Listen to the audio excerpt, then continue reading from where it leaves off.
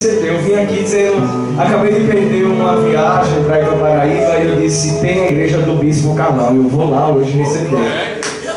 Eu perdi o ônibus de 5 horas da tarde e eu só vou poder viajar meia-noite. Eu digo, então já sei para onde eu vou. Eu sei que Deus vai falar comigo hoje, porque se atrapalha, irmão, é porque Deus está querendo falar alguma coisa com a gente. E quem mais quer receber está aqui nessa noite. Eu já recebi a minha porção aqui, aleluia! Eu não vou me reter muito, eu vou ler só aqui um texto rapidinho, pastor. O Senhor tem algo que eu amo nos servos: mansidão. Eu amo quem tem isso, que não precisa estar no grito para pregar a palavra, mas que sabe o que está falando e segurança no que fala. Eu amo quem tem isso, porque a gente vê tanto pregador, irmãos, hoje em dia, que prega tanta abobrinha e enche tanta sacola dos outros, mas quando vai ver não tem nada. E eu aprendi uma coisa de onde eu vim, eu sei que eu tenho que mastigar, ruminar, entender para colocar no meu coração. Porque se eu não colocar no coração, ela não vai produzir vida dentro de mim. Livro de Números, capítulo 27. Eu vou ler rapidinho para vocês, se vocês quiserem me acompanhar, amém, se não, ouve. Versículo 1. E chegaram as filhas de Zefiloarde, filhas de Efer, filho de Gileade, filho de Maqui, filho de Manassés, entre as famílias de Manassés, filho de José. E esses são o nome de suas filhas: Macla, Noa, Ogla, Milca e Tirza. E puseram-se diante de Moisés e diante de Eleazar, o sacerdote, diante dos príncipes e de toda a congregação, à porta da tenda da congregação, dizendo: nosso pai morreu no deserto e não está entre os congregados que se congregaram de Corá, mas morreu no seu próprio pecado e não lhe teve filhos. Porque se tiraria o nome de nosso pai do meio da sua família, porquanto não teve filhos. Dai-nos possessão entre os irmãos do nosso pai. Deixa eu sentir de Deus. Eu não sei para quem é essa palavra, que eu estaria sendo mentiroso se eu dissesse. Aquelas jovens, o seu pai saiu do Egito com uma promessa, que ele era um dos príncipes que Moisés levanta no deserto, e disse que ele herdaria uma parte da terra. Só que no percurso que essas garotas saem do Egito, elas crescem, e obviamente a Bíblia relata que o seu pai não teve filhos, e para Israel um homem que não tivesse um filho, ele não tinha herdade, não poderia deixar a herança para os outros. As meninas teriam que se casar com outros para poder eles viverem e herdarem o que era delas. Então as mulheres não teriam direito a nada. As mulheres naquele período só teriam direito a uma coisa na vida delas: servir, baixar a cabeça e ponto final, para o lar e para procriar filhos. E eu sei, eu posso aqui, não quero massagear o ego das mulheres, mas desde o princípio das coisas, nós sabemos que as mulheres têm um alvo de Satanás, mas também tem um alvo de Deus. Satanás se apresentou primeiro a quem? A uma mulher. Para livrar Israel, Deus teve que usar uma mulher também. Aí o que é que eu quero dizer aqui? Eu vou resumir rapidamente. De repente, passou-se o tempo, a congregação de Corá se rebelou, o Senhor abriu a terra e engoliu todo mundo, e vice-versa. E de repente, já estamos próximos a herdar a terra de Canaã. Moisés está lá, e essas 5 garotas chegam diante, porque não tinha pai, não tinha mãe, não tinha ninguém para herdar, não ser os seus tios. E de repente elas chegam para Moisés e dizem: Moisés, o nosso pai é morto já, e nós estamos aqui para reivindicar o direito que quando nós saímos do Egito foi para possuir uma promessa, e nós estamos aqui para reivindicar uma promessa. Por mais que meu pai não tenha estado aqui, por mais que ele tenha morrido no seu próprio pecado, nós não temos nada a ver com o erro do nosso pai, nós não temos nada a ver com o erro de ninguém, não. Nós estamos aqui porque nós queremos o que nos pertence. Voltar para a sua palavra. Aí o que acontece? O que eu acho mais lindo é que ela chega até os sacerdotes e falam isso. Os sacerdotes não dão ouvidos para elas. Elas passam desapercebidas. E eu aprendi uma coisa na minha vida, que eu eu tenho direito ao possuidor delas. Então de repente ela chega e diz: ó sacerdote, você não vai resolver? Sai da minha frente, eu vou conversar com o maioral que é Moisés agora. Minha conversa agora não vai ser com o empregadinho não, agora vai ser direto com o dono. Se Deus usa Moisés, então ele vai falar com Deus, e Deus vai falar com ele e saber o que eu realmente estou vivendo. Amém? Elas vão até Moisés e dizem: Moisés, nós estamos aqui para brigar. A nossa vida está em jogo. A nossa herdade está em jogo. E eu quero que você converse com Deus e pergunte para Deus se é honesto esse negócio ou não é.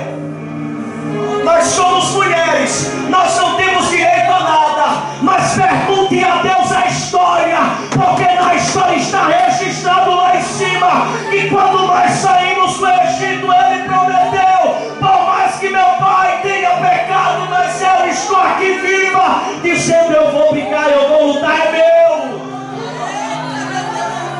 Por isso, meu amado e minha amada, aqui tem gente às vezes que fica se lamentando e fica deixando sentimentalismo. Ah, fulano falou uma coisa que eu não gostei, vou sair da igreja, vá-se embora para o inferno. Porque crente que é desse jeito nunca entra no céu. Nunca. Se a primeira prova, a primeira luta ele não consegue passar, meu querido, eu acho que para chegar no céu tem que ser como? Tem que ser como João Batista, de fazer violência na terra. Nesse negocinho de ficar se lamentando, chorando. Ah, Jesus, olha para a minha condição, irmãos. Todas as vezes que eu deixei que a minha emoção controlasse a minha fé não funcionou diante do Senhor. Agora eu digo que a minha fé funcionou. Eu tomei um posicionamento na minha vida e enfrentei o que eu tinha que enfrentar. A gente às vezes está perdendo muito tempo conversando com um sacerdote que não tem nada de intimidade com Deus. Eu tenho que procurar alguém que tem mais intimidade do que eu.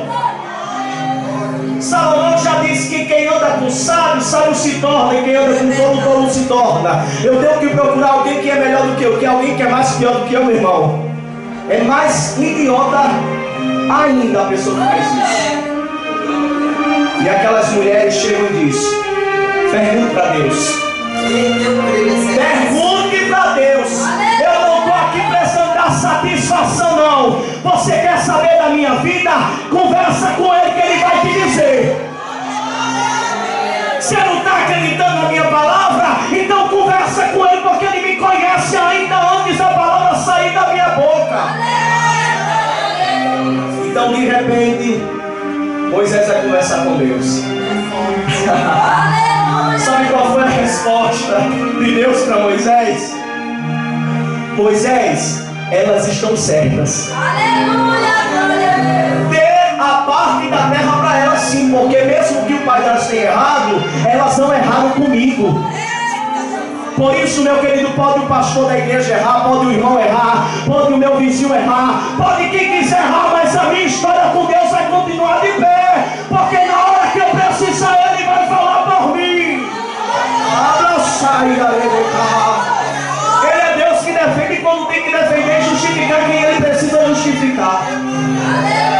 Agora, que tipo de crédito você tem com Deus? Como é que você pode falar se você é honesto, se você é o primeiro a passar a mãozinha?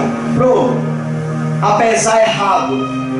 Diz Mateus no capítulo 7 que não julgue para não ser julgado, porque da mesma forma que você medir alguém, você será medido. Alguém diz: pastor, fulano está errando. Deixa lá. Deixa lá. Ele tem consciência para o que ele está fazendo. Deus não deu esse poder para mim, para você de julgar, nem de criticar, nem de falar nada. Quem quiser pecar de pé, quem quiser fazer errado, que faça. Porque eu, quando precisar, terei crédito com Ele, poderei convencer até os meus adversários. Quem pensava que aquelas mulheres não iam conseguir nada, tiveram que baixar a cabeça. Sabe por quê? Não foi Moisés que falou nada, não foi o sacerdote que falou nada. Quem foi que falou? Quem foi que falou? E alguém pode apagar o que Deus escreve? Alguém pode mudar uma palavra que sai da boca dele? Eu até hoje não conheci alguém a esse ponto de ser doido, porque se fosse doido com certeza já estaria morto, porque não estaria de pé para contar a história. O que eu quero dizer para vocês, para encerrar, meu querido, deixa de ser besta. Não vai na onda da lei não, porque a lei mata. Vai na onda da graça, porque a graça nos leva a lugares que você nunca pensaria para estar. E é assim que Jesus quer. Fica na posição que tem aquelas mulheres.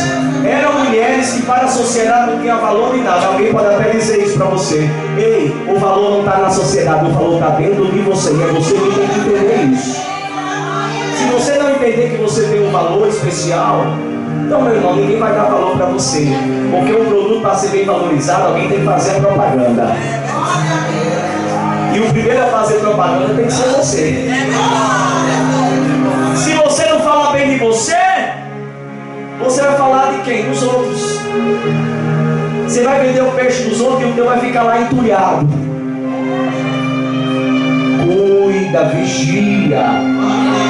Amém? Faça isso.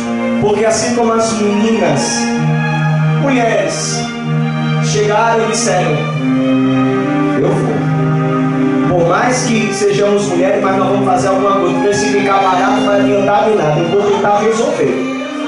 E é isso que eu quero para a minha vida. Enquanto eu não resolver, eu não fico quieto.